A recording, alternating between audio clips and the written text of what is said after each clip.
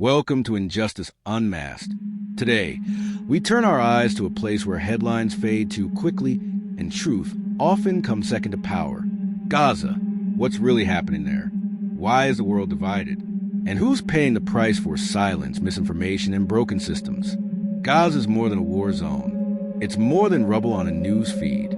It is a place of people. Families, children, doctors, teachers. Trapped in one of the most densely populated and politically volatile areas on Earth. The crisis in Gaza is not new, but the depth of suffering, the level of destruction, and the collapse of international consensus, it has reached a breaking point. Gaza is a narrow strip of land, just 25 miles long and 7 miles wide, home to over 2 million people. Most of them are under 25 years old. Most of them have never left. And most of them have lived their entire lives under blockade, bombardment, and uncertainty. The conflict is often framed in headlines as Israel versus Hamas. But the reality is far more complex. This is not just about two sides. This is about power, occupation, resistance, and the long history of dispossession and injustice faced by the Palestinian people. Since 2007, Gaza has been under a strict blockade by both Israel and Egypt. Goods, medicine, fuel, construction materials, and even food are tightly controlled. People cannot move freely. Hospitals run out of supplies. Electricity comes and goes. Clean water is scarce. In many ways, Gaza is a prison without walls. When violence erupts, it is the people, not the fighters, who suffer most. In recent months and years, airstrikes have flattened neighborhoods. Homes have turned to ashes.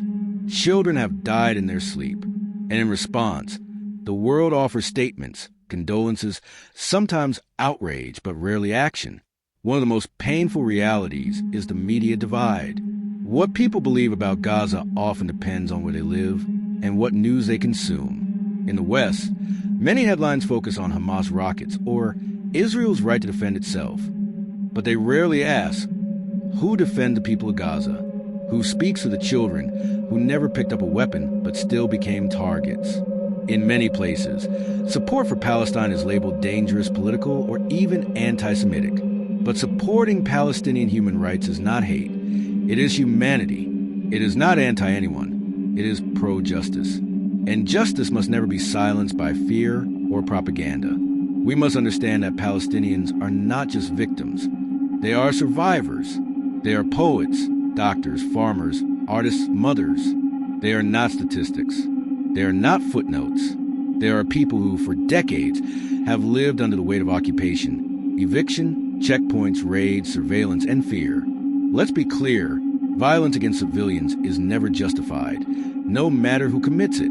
But if we only focus on rockets and not on root causes, we ignore the full picture. If we condemn resistance without acknowledging the occupation, we perpetuate injustice. So why is the world so divided? Because some governments value alliances more than accountability. Because some media outlets choose narratives over nuance. Because some people are afraid to speak out, afraid to be labeled, afraid to lose followers or support. But silence helps the oppressor, never the oppressed. And in Gaza, silence is deadly. We must also talk about the psychological warfare. Children grow up with drones buzzing overhead. Schools collapse. Trauma is generational. Even when there is no war, the fear of war never leaves. A 5-year-old in Gaza knows the sound of an F-16. A mother sleeps next to her children. Not for comfort, but to try and shield them if a missile hits. There are also target attacks on press, on medics, on aid workers. Ambulances have been bombed. Journalists have been killed. These are not accidents. These are erasures, deliberate attempts to stop the world from seeing what is happening. Meanwhile, international law is tested and violated. Settlements expand. Evictions continue in the West Bank. And despite UN resolutions and global protests, the people of Gaza are still waiting for freedom. We must also question where the money goes. Billions in foreign aid and military support flow into the region. Some countries fund weapons that destroy homes and then send aid to rebuild them. This cycle is not humanitarian. It is profitable. War is business. And the people caught in the crossfire are treated as collateral. But Gaza is not hopeless. There's resilience in every corner of the Strip. There are youth organizing online, artists painting murals on broken walls, doctors performing surgeries under candlelight, teachers holding class among ruins.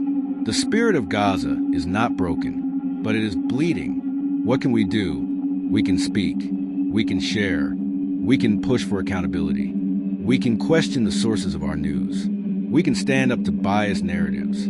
And we can pressure our governments to demand a ceasefire, not just in bombs, but in injustice. We can humanize the people of Gaza. We can stop calling them others and start calling them by their names. Because no child is born an enemy. No one chooses to grow up under drones and blockades. And no people deserve to live without freedom. This is not just about Gaza. It's about what kind of world we are willing to accept. A world where injustice is normalized, or a world where people fight for dignity, no matter where they live. Injustice anywhere is a threat to justice everywhere. That includes Gaza.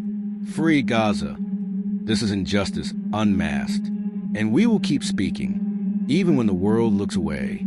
Subscribe, share, and most importantly, stay awake. Because when the world sleeps, injustice wins.